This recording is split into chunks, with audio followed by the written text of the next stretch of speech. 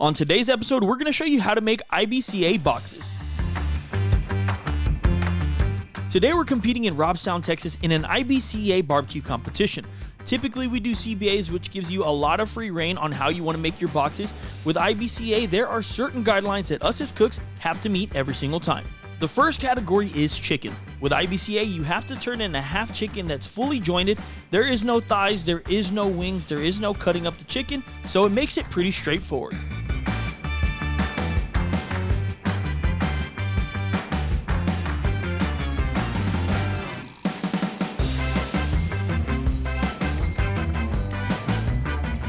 Although it's straightforward, there are a few tips that we could talk through. So with IBCA half birds, you definitely want to find the right size chicken. You don't want anything too big that's going to make the box harder to close, and you don't want anything too small that's going to allow for a lot of foil to be seen inside your box.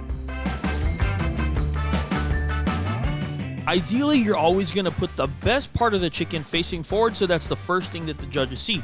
If your breast doesn't look very good, but your leg and thigh do, you might want to put that toward the front. But if you can put your breast towards the front, my suggestion is always doing that.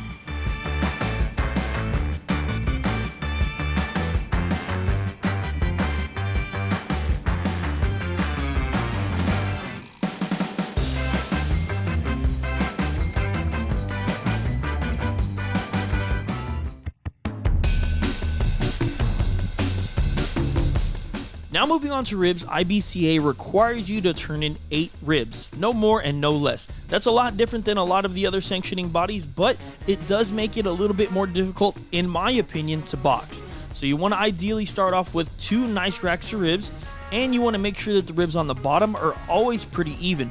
If you don't, it's going to make it a lot harder to stack the ribs on top, and they might fall over.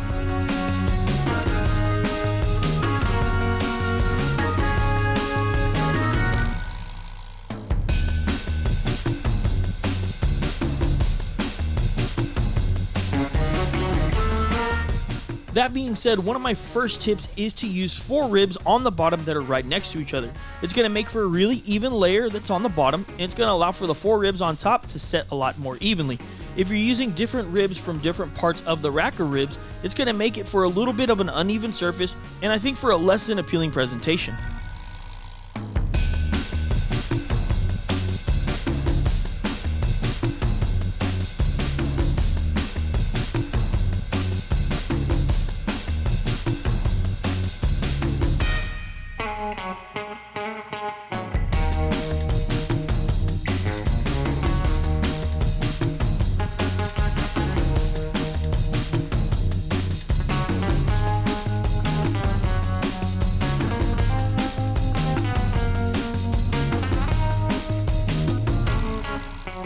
Also, make sure that your ribs are not touching the top of that lid.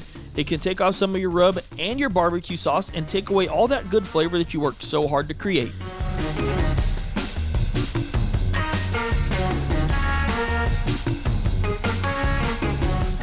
In IBCA, if your food is pretty good, you're going to make it to the second round of judging.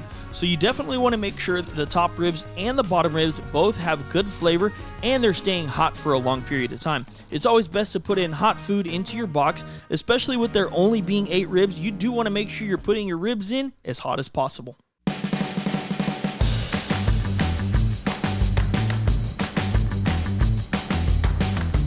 When it comes to brisket, IBCA requires that you have 8 slices only. You can't put in burnt ends, you can't put in anything else besides slices. So tip number 1 would be to start off with a really good trim. That way you make sure that your slices fill the box up and they look really good. So one of the things that I like to do is make sure that my trim width is perfect to the size of the box that I'm given. So I have a ruler in my trailer at all times. If I need to measure the bottom of that box and my brisket, I want to make sure that it's going to fill up that box as good as possible. I also really like to concentrate on the top of my brisket. So I like my brisket to have a little bit of a curve to it. I don't want there to be any large indentions. So just make sure, again, that if you have to, you're putting something in the middle of that brisket to kind of create that curve. A little bit of fat goes a long way. If you know, you know.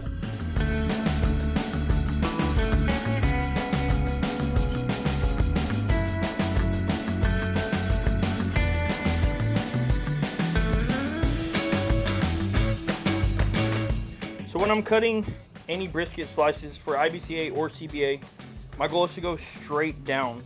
So basically what I'm trying to do, my wife is holding each side just so we hopefully don't get too many flakes on the sides of the brisket, but my goal is to go as straight down as I possibly can. What that allows me to do is hopefully, like I said, not get any.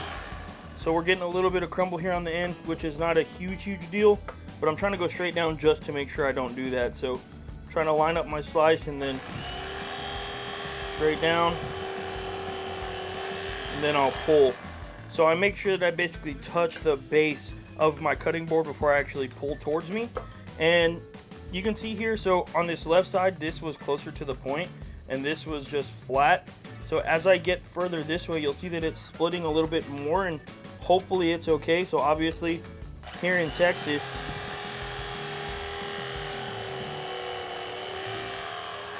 I'm cooking this brisket to very tender because they're going to be using a plastic fork and knife. So I think I can get one more slice here.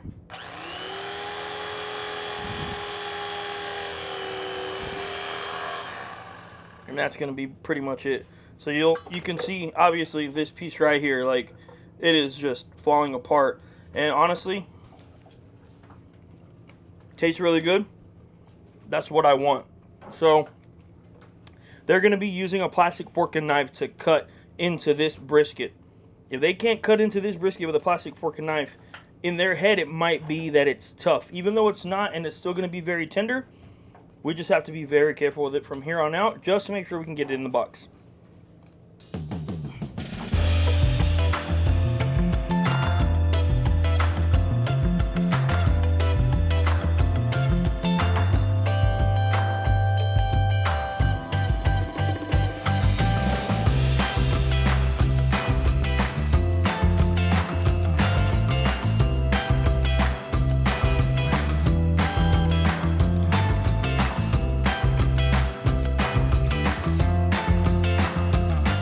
For boxing your brisket, we highly recommend using an offset spatula. This is used typically for baking, but we've found that it works really good when you're boxing your brisket. Tip number 2 is have a wife that's really good at putting the brisket in the box. I don't touch it at all anymore.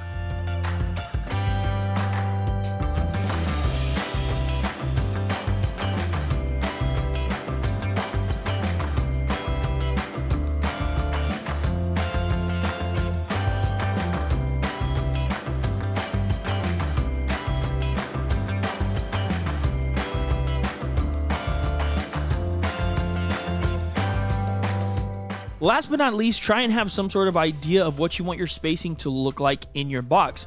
One of the things that we do from the start of the trim all the way to the end is we like to have an idea of what we want our box to look like.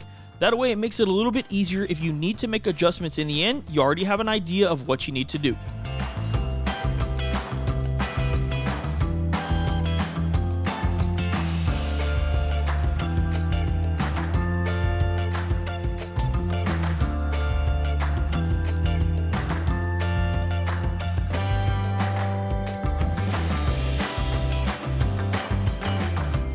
And that's all there is to it when it comes to IBCA boxing.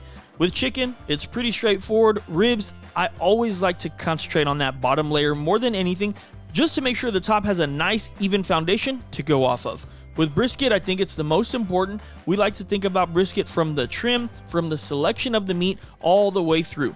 If you guys have any pictures of IBCA, CBA, KCBS, any sort of boxes, follow us on our social media, tag us, let us know. We would love to see what you guys are putting out whenever you're competing every single weekend. If you guys are enjoying videos like this, let us know in the comments down below by liking the page and subscribing. We're going to try and do some more educational and some informational types of videos just to make sure that everybody's learning about competition barbecue or backyard barbecue if you're interested. As always, we really appreciate you guys tuning into this video. Thanks, and we'll see you on the next one.